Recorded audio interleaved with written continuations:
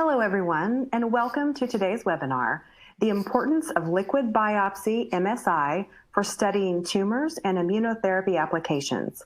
I am Jennifer Woods of LabRoots, and I will be your moderator for today's event. Today's educational web seminar is presented by LabRoots and brought to you by Thermo Fisher Scientific. To learn more, visit thermofisher.com. Let's get started. Before we begin, I'd like to remind everyone that this event is interactive. We encourage you to participate by submitting as many questions as you want at any time you want during the presentation. To do so, simply type them into the Ask a Question box and click Send. We'll answer as many questions as we have time for at the end of the presentation. If you have trouble seeing or hearing the presentation, click on the Support tab found at the top right of the presentation window, or report your problem by clicking on the Ask a Question box located on the far left of your screen. This presentation is educational and thus offers continuing education credits. Please click on the Continuing Education Credits tab located at the top right of the presentation window and follow the process to obtain your credits. I now present today's speaker, Paul R. Walker, MD, FACP, Chief Medical Officer, Circulogene. For a complete biography on our speaker, please visit the Biography tab at the top of your screen. Dr. Walker, you may now begin your presentation.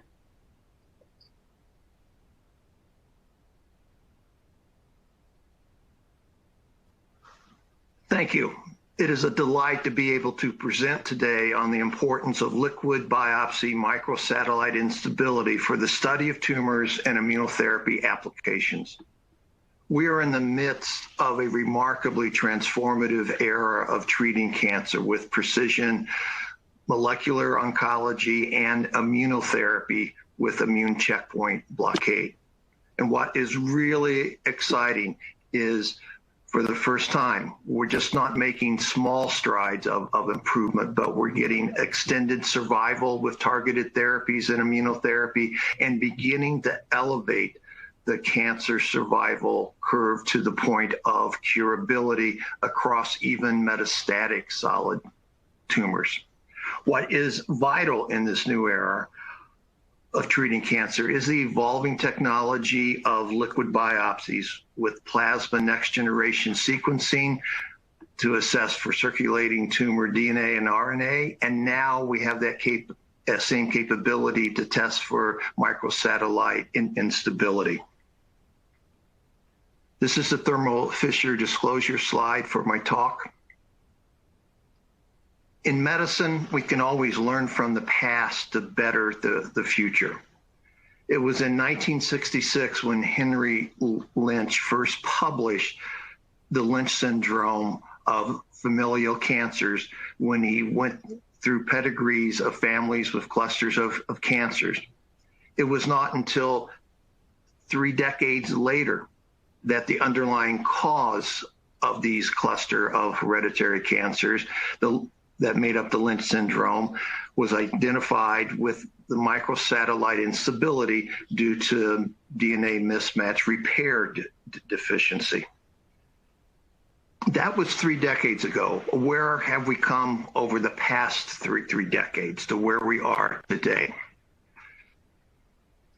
From the Lynch syndrome of 30 years ago, colon cancer has led the development over these past 3 decades to give us better understanding and better treatment of MSI cancers. We now know that microsatellite instability can be germline in the Lynch syndrome, with germline mutations in MLH1 and MSH2 dominating with a whole host of cancers below the diaphragm and even in the central nervous system.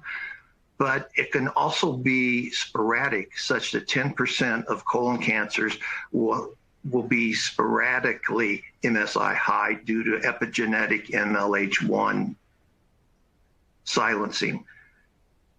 But it's also clear that we now know MSI high cancers are not just limited to the Lynch syndrome. It's beyond colorectal and endometrial. It can extend across any type of solid tumor. Small bowel very frequently, adrenocortical carcinomas very frequently, but across the whole spectrum of all cancers. And the fact that it's not limited just to one cancer is clearly indicating that MSI high cancers have a unique tumor biology. It is important to understand this tumor biology. It is important to study this tumor biology because that is how there will be better treatment of the unique tumor biology of MSI high cancers. With the MSI high cancers, the alteration in the size of the microsatellites will increase the neoantigens. This very frequently is associated with an overall increased tumor mutation burden, such as 75% of MSI high cancers will also be tumor mutation burden high, but most TMB high cancers are not MSI high. This is a Venn diagram of a multitude of cancers looking at microsatellite instability, tumor mutational burden, and PD-L1 expression. And MSI high and TMB are intimately related, but PD-L1 expression is not related to the MSI high cancers overall. What we have learned from the MSI high cancers tumor microenvironment by looking at the tissue is that they are enriched with tumor infiltrating lymphocytes, TILs, and the M1 macrophages, which improve the survival in MSI high rectal cancers. But there's also an association with immune checkpoints. Compared to microsatellite stable colorectal cancers, MSI high colorectal cancers will express PD-1, PD-L1, and CTLA-4. And what is now so important is that these can be inhibited, which really indicates that immune therapy has a strong basis to be very effective in MSI high cancers. But it's more to it than just the TMB and immune checkpoints. There can be a variety of resistant pathways. There can be mutations in beta-2 microglobulin and MHC1, which then alter antigen presentation. There can be mutations in JAK2 and STAT, which can lead to impaired interferon signaling, and there can be upregulation of Wnt and TGF-beta, which will increase inhibitory Treg cells. And of course, the gut microbiome can and does play a role. In MS stable colorectal cancers, the bacterium, Fusobacterium nucleatum, will increase the proliferation of the cancer and will increase the metastatic cascade. In MSI high cancers, it will impair T-cell mediated responses such that there is less of an immune response when this dominates the gut microbiome. Microsatellite instability is also closely manifested with angiogenesis. This is looking at 80 patients with liver metastatic colorectal cancer. And what was noted in the serum, in the blood, was increase in endothelial progenitor cells, vasculogenesis, and in the serum, increased VEGF levels, such that that immediately opens up a treatment avenue of anti-VEGF therapy. But it is also important to know that VEGF plays a role in the cancer immune cycle, such that if VEGF is markedly elevated, there will be an inhibition of infiltration of T cells in tumors. Thus, you can utilize anti-VEGF therapy to drive T cells into the tumor. There's also a different molecular makeup of MSI high cancers.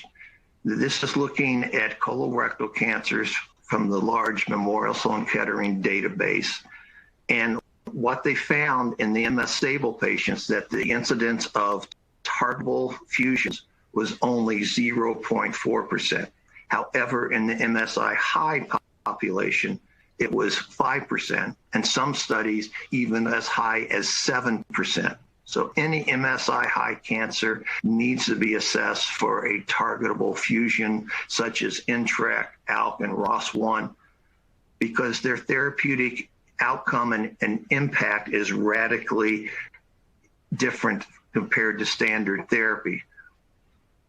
If there is a targetable fusion, there will be a very poor response to standard chemotherapy in this colorectal population. The median survival went from nearly 3 years to just 15 months. And now we know that if you can target the fusion, that may well exceed what would be a median overall survival, and even going on for 4 to 5 years.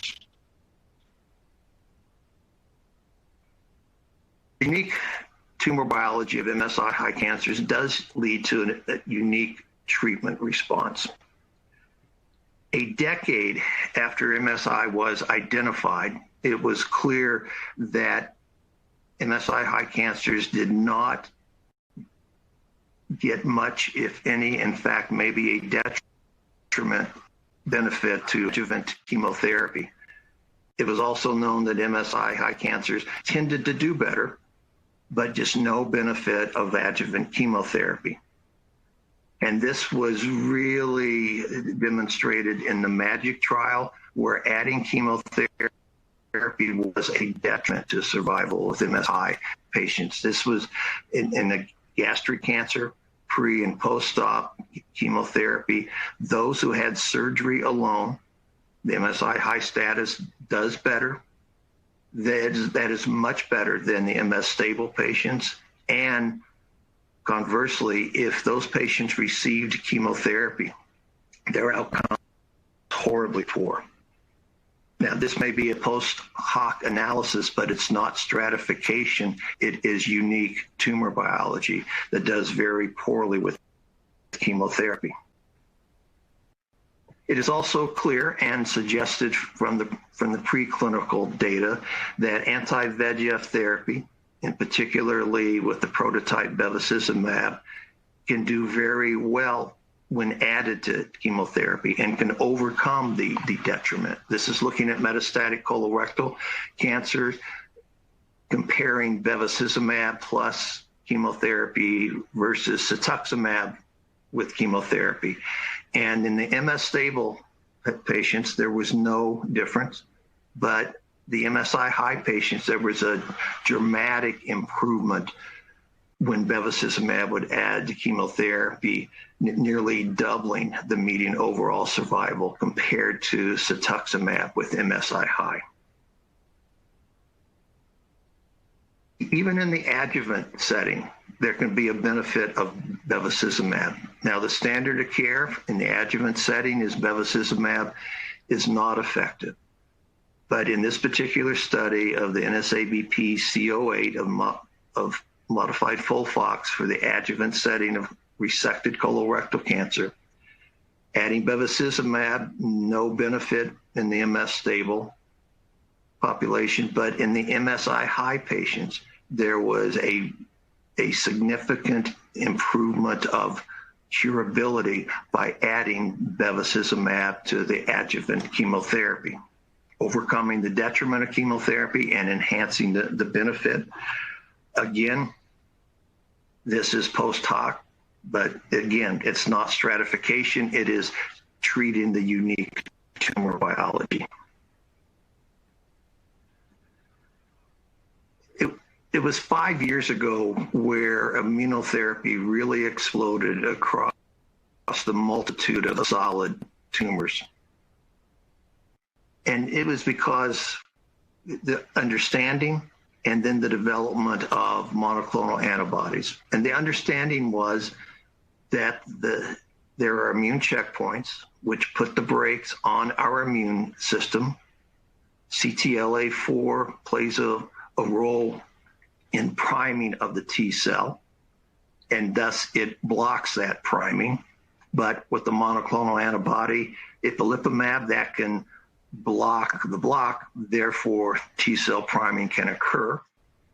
And in the tumor microenvironment, there's a PD-L1 PD-1 barrier, PD-L1 on the tumor cell, PD-1 on the T cell, that will block the immune system, leaving the T cell unable to recognize the cancer in an exhausted state and therefore could not eradicate the cancer. But we now have the capabilities of monoclonal antibody inhibitors for both PD-L1 and PD-1, such that that can remove the brakes and a person's immune system can recognize and kill a cancer. And 2 decades after MSI high status was identified in 2015, that has come about. This was a study published in the New England Journal of Medicine 2015, looking at mismatch repair deficient, thus MSI high versus proficient MS stable cancers, responding to an anti-PD-1 blockade after progressing on chemotherapy. This was so impressive, along with 5 other single-arm multi-cohort trials with an overall response rate of 40%, such that the FDA granted accelerated approval to pembrolizumab, an anti-PD-1 monoclonal antibody, for any solid tumor that was MSI high that had progressed on prior treatment. This was the FDA's first approval based upon not the tissue or the anatomical origin of the cancer, but it was tissue agnostic. It didn't matter what cancer it was. If there was the MSI high tumor biology, the FDA approved therapy in that setting. In 2018, there was another FDA approval based upon combining anti-CTLA-4 and anti-PD-1 therapy with dual immune checkpoint blockade. And notably, 75% of these patients had had 2 or more prior treatments and had progressed. Overall response rate was 55%, an early survival of 70% at the 2-year mark in chemotherapy progressed colorectal cancer, such that the FDA approved the combination of nivolumab and ipilimumab for MSI high colorectal cancer. Now, in 2020, and as much turmoil 2020 has brought all of us, the advances in cancer medicine really have continued to march on, such that patients with cancer can live longer and live better. Now in 2020, based upon Keynote 177 presented at ASCO 2020, first-line immunotherapy was approved for MSI high colon cancer over and better than chemotherapy. This was a single-agent anti-PD-1 monoclonal antibody compared to standard of care chemotherapy. The response rate was better at 44% compared to 33%. Overall survival is premature, but based upon the dramatic improvement in progression-free survival and the durability of response, immune therapy response can be very durable because of the immune system, whereas chemotherapy responses are hardly ever durable. But based upon that, frontline immunotherapy in MSI high colon cancer. It was also known with the experience with immunotherapy that it works better frontline, and it likely works better in earlier stage disease because there's less diversity of the neoantigens before there is overt metastatic disease. And thus there could be a window of opportunity in earlier stage MSI high cancers. And with this particular study, it looked at MSI high status in early stage and late stage across the spectrum. And the blue was early stage, the red was late stage, and there's more blue than red.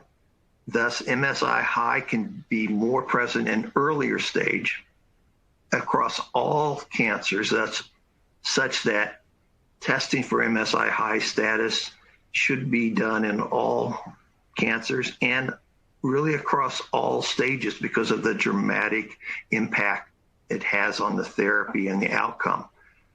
And this was put to test with earlier stage immunotherapy treatment in colorectal cancers, and of the 20 patients who were MSI high that received the dual immune checkpoint blockade and no chemotherapy, 19 to 20 had a major pathologic response such that over 90% tumor kill, and 12, 60% out of the 20 treated, there was no cancer seen when the patients went to surgery after immune therapy.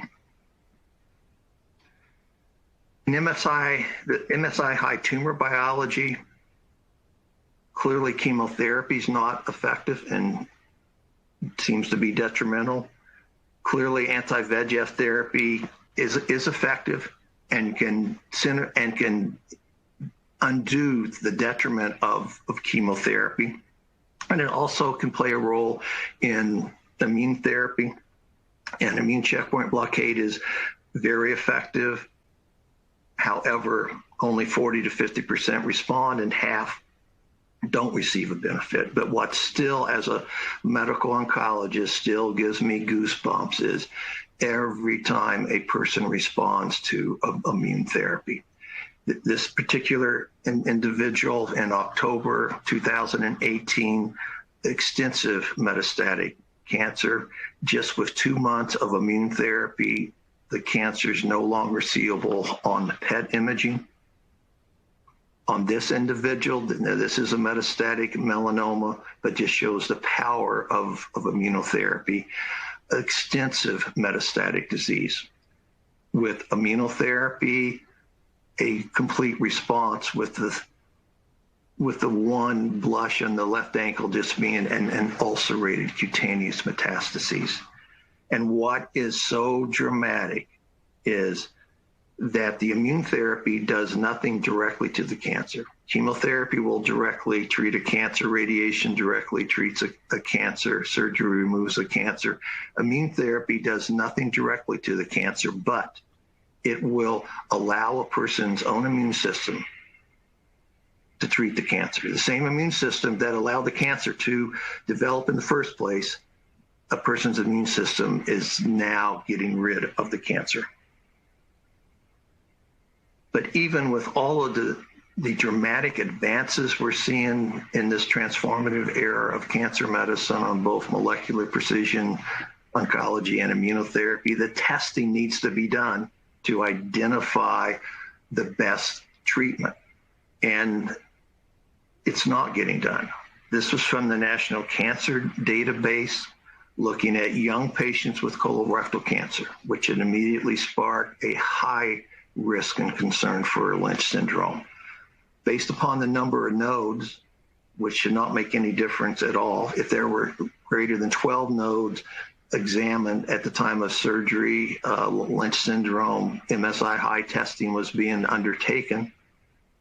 If there were less than 12, only a quarter. So at best 50%, and across the board, probably 3 and 4 are not getting sufficiently tested.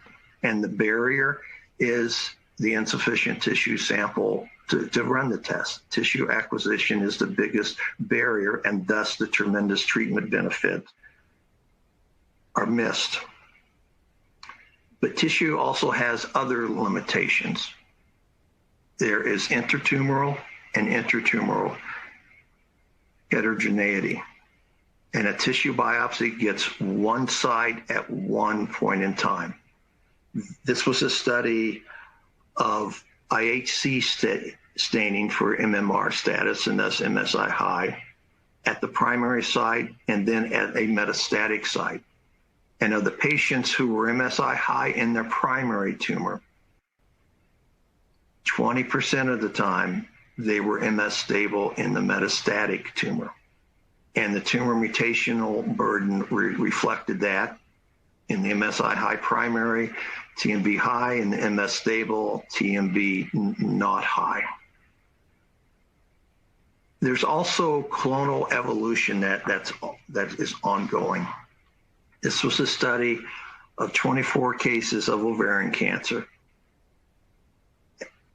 looking at the ones that were microsatellite stable after 5 to 6 cycles of cisplatin chemotherapy, when those residual tumors were reassessed, all went from MS stable after chemotherapy to MSI high. And looking at MLH1 staining, it went from positive to undetectable with epigenetic silencing in 73% of patients. There is clonal evolution going on at metastatic sites as well as with treatment. And these images just reflect, this is just looking at KRAS in colorectal cancer. It may not be there, but then there will be clonal evolution and selective pressure allowing certain clones to grow, and then it can go back. So a cancer is always changing across the metastatic sites and across therapies. Now, everything we know about MSI high cancers and treatment has been based upon the standard of tissue testing. But the cancer is always changing. A biopsy at one point in time at one site is not going to fully reflect the evolving tumor biology. And what we are already seeing with plasma in NGS with ctDNA, it's not tissue. Plasma should be the same. There is shedding and non-shedding.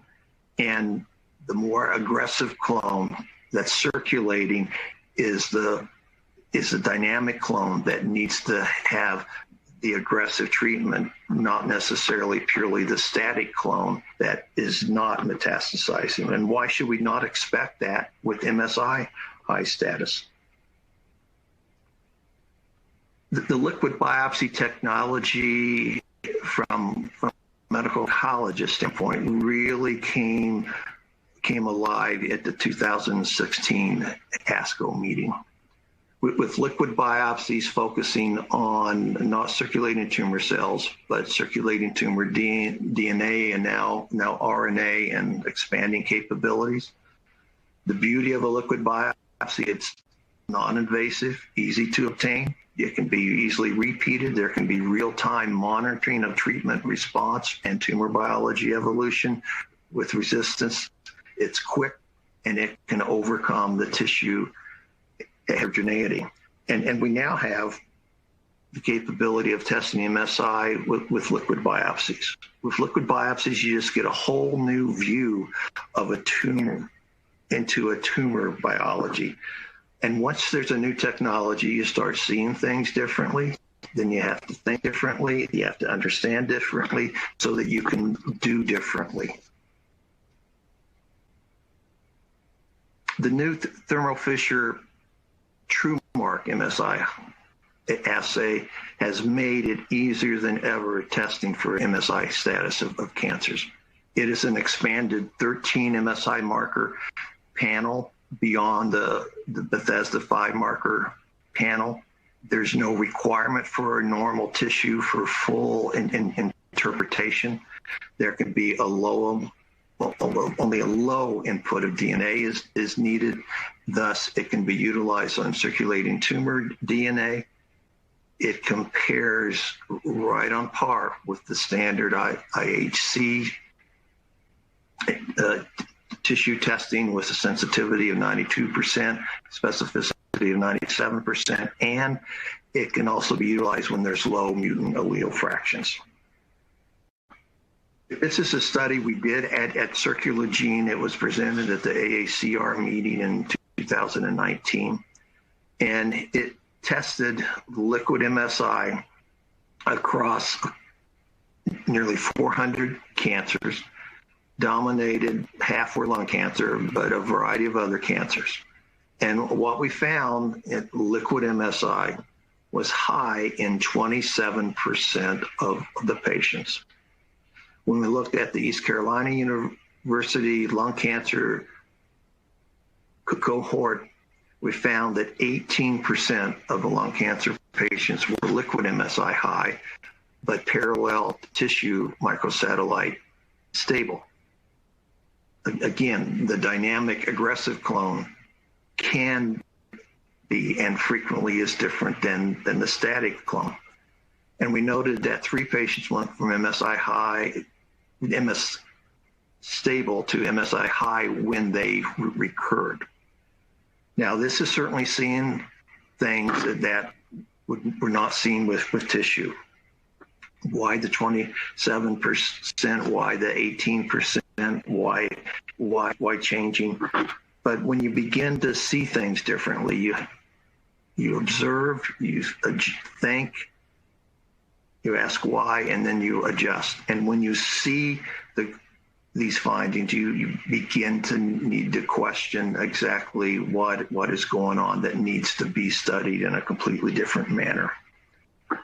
Even with the excitement of immune checkpoint blockade, with upfront immune checkpoint blockade in MSI high colorectal cancers, a 44% response rate is better than chemotherapy, but that still means half of the patients do not respond, and 29% had rapidly progressing disease. Why is that? What can be done to prevent that from happening? What can be done to keep elevating the progression-free survival and not settling just for the 44% response rate? The different co-mutations do make a difference. Normally, a BRAF V600E colorectal cancer has a very aggressive tumor biology, but in the MSI high setting, immunotherapy was equally effective, the BRAF wild type. Yet the KRAS and NRAS mutated colorectal cancers had no benefit of immune therapy. In fact, the hazard ratio somewhat favored chemotherapy. So co-mutations matter. This is a study that combined the MSI high status with tumor mutation burden. And those that were both MSI high and TMB high had this ongoing, early but ongoing 100% survival with metastatic colorectal cancer. So that is a proof of principle that high of a curve is possible. But then why those that were TMB low did not do very well at all? And looking at the responders, those that had responded were TMB high, those that were not were TMB low. But it's a matter of identifying those that are going to be at the 100% and then understanding why everybody isn't there. And the liquid MSI high is going to be a way to really understand what's going on in the metastatic setting and guide therapy. We now know from the experience with plasma NGS and circulating tumor DNA. This is looking at patients, over 400 patients, advanced cancers, standard of care treatment. What was identified, which was a seminal understanding not known or before liquid biopsies, was that 20 to 30% of cancers won't shed any DNA, and those cancers do much, much better. The median overall survival, 21 months. But it was also clear that the number of ctDNA alterations, doesn't matter whether it's targetable or not, but any DNA mutation from the tumor that was circulating, the number was very prognostic of the tumor biology aggressiveness, such that if you had 5 or more ctDNA mutations, your median overall survival was only 5 months. And then this immediately sparks a point of study of combining MSI high status and the number of mutations. The number of mutations, do they need a different therapy? Why not adding chemotherapy with it? That's a standard of care in lung cancer, chemo and immune. And then in MSI high, adding Bev should also play a very big role. Liquid MSI high can now also monitor immune therapy response. This is a small study, but a seminal study in the sense that you can serially monitor liquid MSI high, and if it disappears, and this is with single agent immune therapy, when it disappeared in 6 out of the 7 responders. Don't know about the durability, and the one that it did not clear yet responded. But when it persisted, all with progression, all progressed when it persisted. This study duplicated that. Looking at the baseline plasma MSI high status, there was a much better outcome with immune checkpoint blockade as expected, but liquid just as predictive as tissue. But when 2 consecutive time points had 0% of residual MSI high alleles on treatment, there was no recurrence. Those that it did not clear recurred. And B is just looking at some timelines of the MSI versus radiographic imaging. The MSI status disappeared much earlier than the radiographic improvements have occurred, yet the radiographic improvement did ultimately occur, portending a complete response. There's also a vital importance of MSI high testing because it can identify the Lynch syndrome. And the Lynch syndrome prevalence across MSI high status, 16% of MSI high cancers will be part of a germline Lynch syndrome, which has dramatic importance for their treatment, but also screening for other cancers as well as their family members.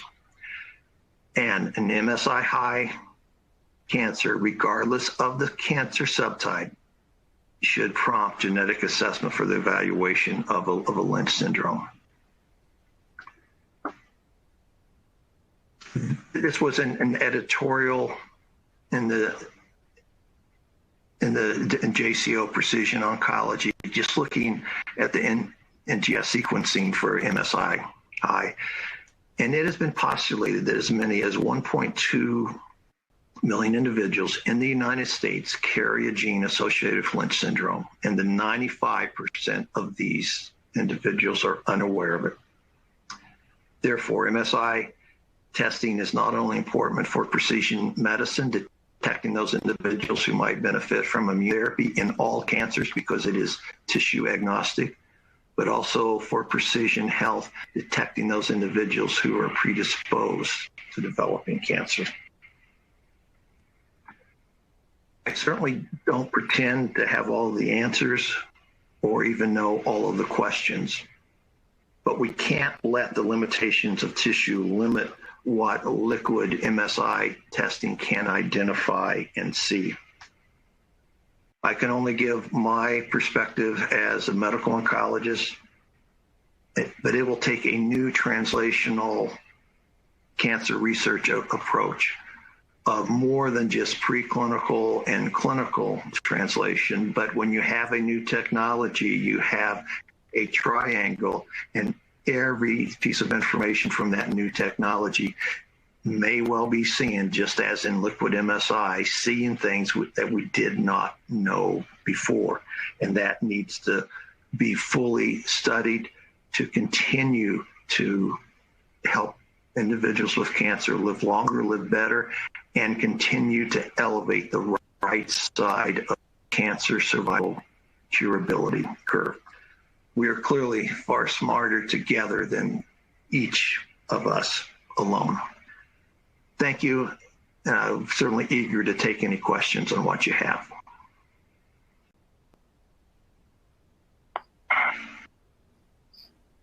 Thank you, Dr. Walker, for that informative presentation. We will now start the live Q&A portion of the webinar. If you have a question you would like to ask, please do so now. Just click on the Ask a Question box located on the far left of your screen. We'll answer as many questions as we have time for. So let's get started. Our first question is, what is the difference in turnaround time between FFPE and liquid biopsy sample types for MSI testing compared to IHC? Jennifer, there's a lot of issues with tissue testing that can be a barrier, just as the one survey I identified that half of the time not performed even though it was needed because of tissue acquisition. There has to be sufficient tissue. It can't be used up with the pathologist going through their algorithm to try to label the cancer of where it came from. And it really doesn't matter where a cancer came from. It's what is the tumor biology. And this is what MSI high identifies a unique that then your treatment based upon the tumor biology. And another issue with the turnaround time with tissue is if a person has a recurrent cancer, put biopsy. It really can cause pain, complication, and oftentimes you don't do it, so you make a treatment decision that ends up being the wrong treatment decision. And the turnaround time can be the same once you get it, but getting it becomes something you can't control. Where a liquid biopsy, getting the blood draw can be, you can results back within a week and then know what's going to be the best treatment for your patient. And as we know with MSI high, there's a lot of treatments that are the wrong treatment. So the turnaround time is consistently a week or less with the liquid biopsy. Tissue, there are things you do not control, and you may not even get it at all. Okay. Well, thank you for that. I have another question here. Your results highlighted liquid biopsy showed more samples with MSI high status. Could you please speak more about sensitivity? How is liquid biopsy MSI testing more sensitive than FFPE-based MSI testing? That is just part of the evolving understanding of the new technology of liquid things that we never even knew before. A tissue biopsy is it's one small part at one, and it does not reflect the overall intratumoral and intertumoral heterogeneity, and you can biopsy it and on at the distant metastatic sites. And I think it's becoming clear with plasma NGS across the board that as you see things, you realize it's the metastatic clone, it's the metastatic tumor biology that you want to be treated. Isaiah Fidler from MD Anderson was sort of a pioneer in our understanding of the metastatic process. And if you can identify metastasizing target tumor biology and prevent that's exactly what you want to do. I think what we're beginning to see more and more is it's a different compartment. The clones of cancer that are confined in the tumor settled in is evolving in the metastatic cascade, and that's what you want to target. It's still one of the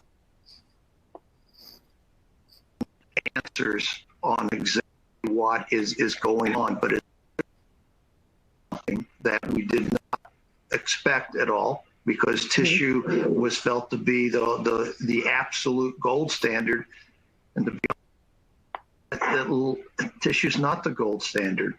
It really, the liquid, the NGS and the circulating tumor DNA and RNA, that's the gold standard of what's really going on in the tumor biology. And it's just one of those many things we need to understand to treat patients better so they can live better and live longer.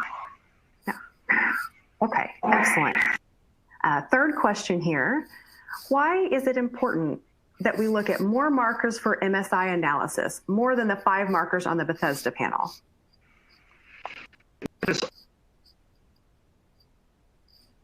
That we don't want to limit, just as we don't want to limit our thinking to tissue only because of all of the limitations there. We also don't want to limit our thinking that something was developed over 2 decades ago in just one particular tumor type in colorectal cancers. We now know that since MSI high is tissue, what the anatomical origin of the cancer is, it is the biology, and it's something that cancer will have a unique fingerprint that may be in other MSI high cancers. So, and we know there's 3 million MSI loci across our genome, and then you get a panel that NGS panel that will be there'll be over 2,000, and then you narrow it down. You keep narrowing it down, but you want to keep expanding it so that you don't miss microsatellite of immune, as well as the round of chemotherapy, and it's something different MSI. And then you throw in, just as the Keynote 177 study emphasized, yes, a good benefit for 44%, but what about the other 56%? And it may well be that there are certain loci that can better predict an immune response. And they're obviously MSI high, half of the time there you would knowing who's really going to get the benefit based upon their MSI high status and potentially the marker and the loci being an immune biomarker, and those that aren't, you're those groups of individuals were radically different. So it's just something the you identify, the better the information that you can enrich the group subset that's going to get a dramatic benefit, and then you enhance those that need more treatment than just single agent immune checkpoint blockade. Okay. Thank you, Dr. Walker. Okay, here we go. There's another question coming in. When would you recommend asking for a liquid biopsy instead of FFPE tumor tissue? At first chance? As everything is evolving with liquid biopsies, it is becoming clear that they are complementary, that you can get some information from tissue and some information from liquid, although you can get more information from liquid. Getting both is always the ideal because we're talking about identifying different compartments based upon how many metastatic sites there are. How are you going to biopsy every metastatic site? Now, you really want the sum of what the biology is. And our approach, we would always liquid and tissue parallel, well knowing half of the time you're tissue to get everything that get the information, you're able to make the best blind, because with MSI high cancers, if you just blindly go with standard of care chemotherapy, that's going to be very detrimental on things. Something that upon recurrence, every time a cancer progresses, there will be clonal evidence. The cancer is always changing.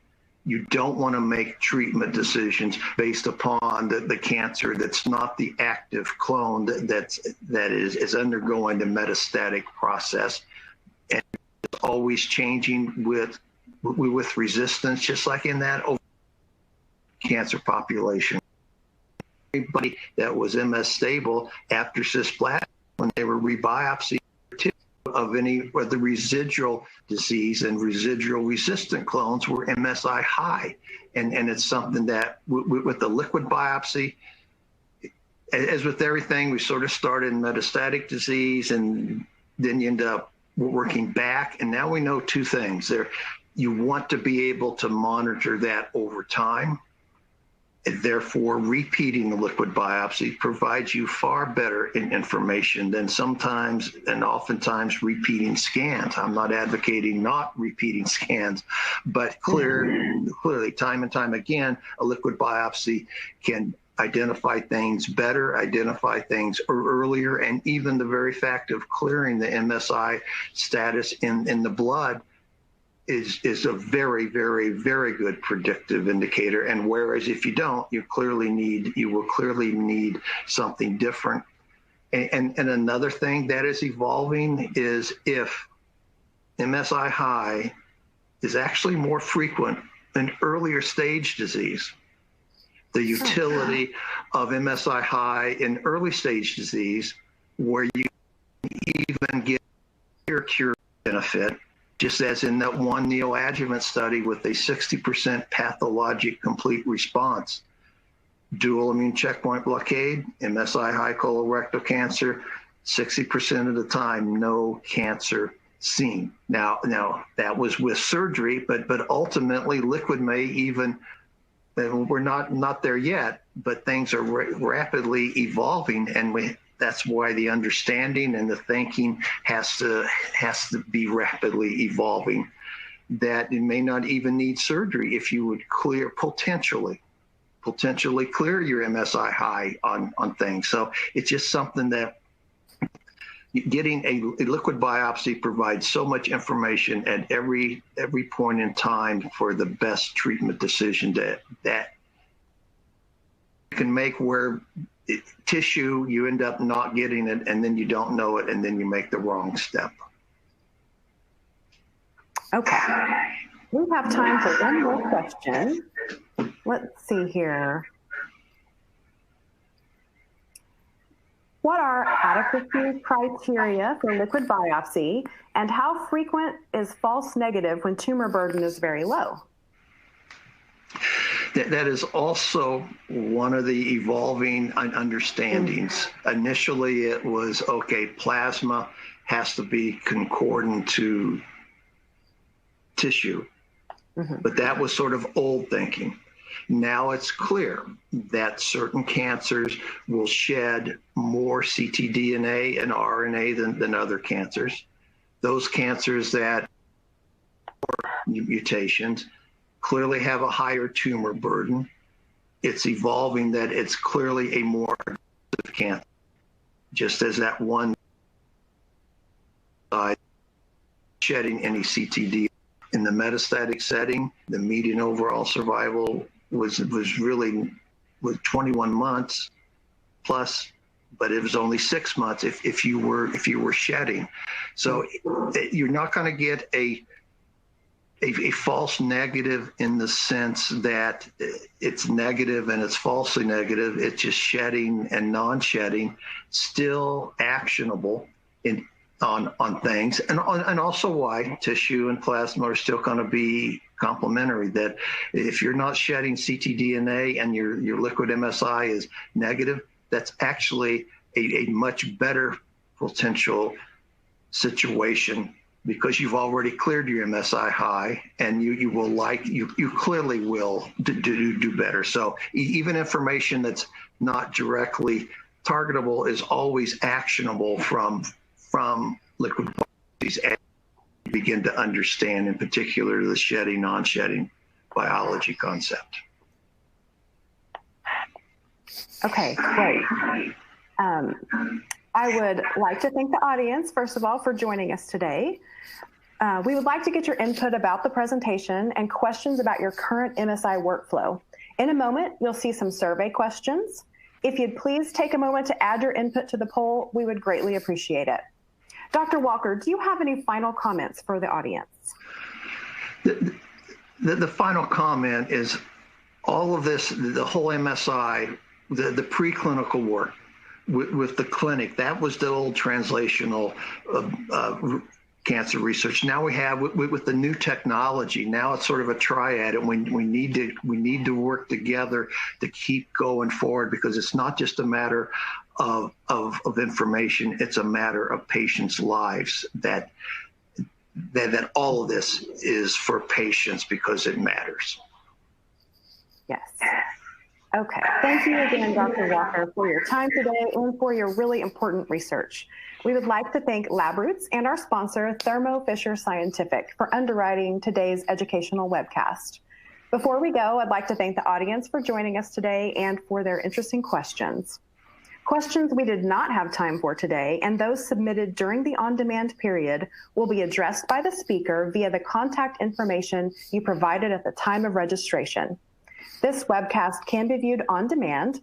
LabRoots will alert you via email when it's available for replay. We encourage you to share that email with your colleagues who have missed today's live event. Until next time, goodbye.